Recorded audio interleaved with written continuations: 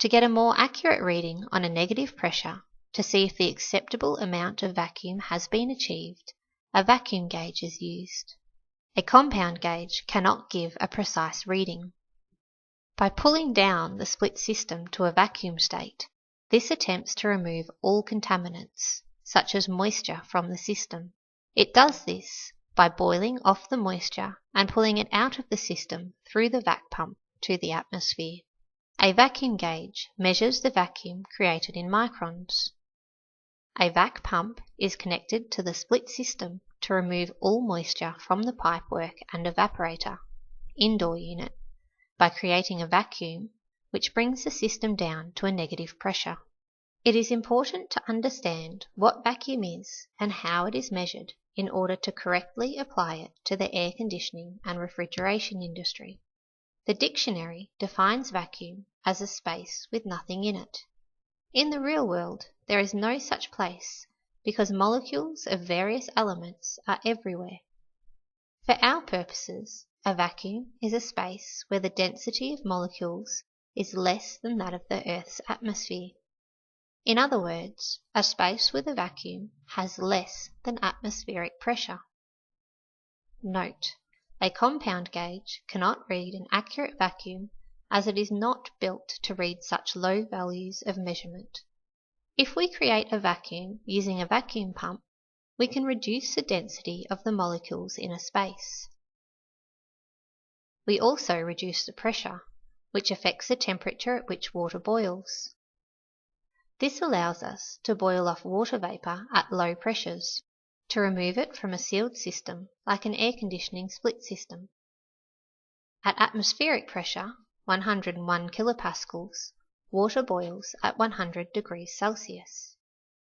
If we reduced the pressure in sealed space with a vacuum to, for example, 3.45 kilopascals, we can change the boiling point of the water to 26.5 degrees Celsius. When pulling a vacuum on a system, the micron scale is used. The micron is a unit of measurement starting from a perfect vacuum, no pressure, that is expressed in linear increments. There are 760,000 microns at standard atmospheric pressure, 101 kilopascals. When discussing vacuum in terms of microns, this refers to total absolute pressure, as opposed to gauge pressure. As there are many measurement scales that can be used to read a vacuum, it is important to understand how they relate to one another, depending on the vacuum gauge to be used. 1 atmosphere of pressure, 101 kilopascals, is equal to 760,000 microns, or 760 torr, on a barometer. If metric units are used on a barometer, there are 1,000 microns in a millimetre, which is equal to 1 torr. If imperial measurements are used as the scale on the barometer, there are 25,400 microns to 1 inch of mercury.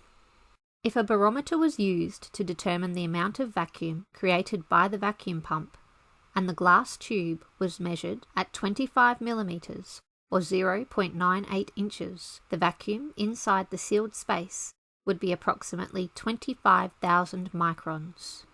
So the use of this unit makes the measurement of deep vacuum much more precise. Technicians mainly use the micron in order to determine if an acceptable amount of vacuum has been achieved. If there are no manufacturer's instructions available for the split system you are evacuating, the Refrigerant Handling Code of Practice 2007 Part 2 requires the system to be evacuated to a minimum of 65 pascals, or 500 microns, when carrying out a deep evacuation on a split system. 500 microns is an acceptable vacuum when pulling down the vacuum in a split system.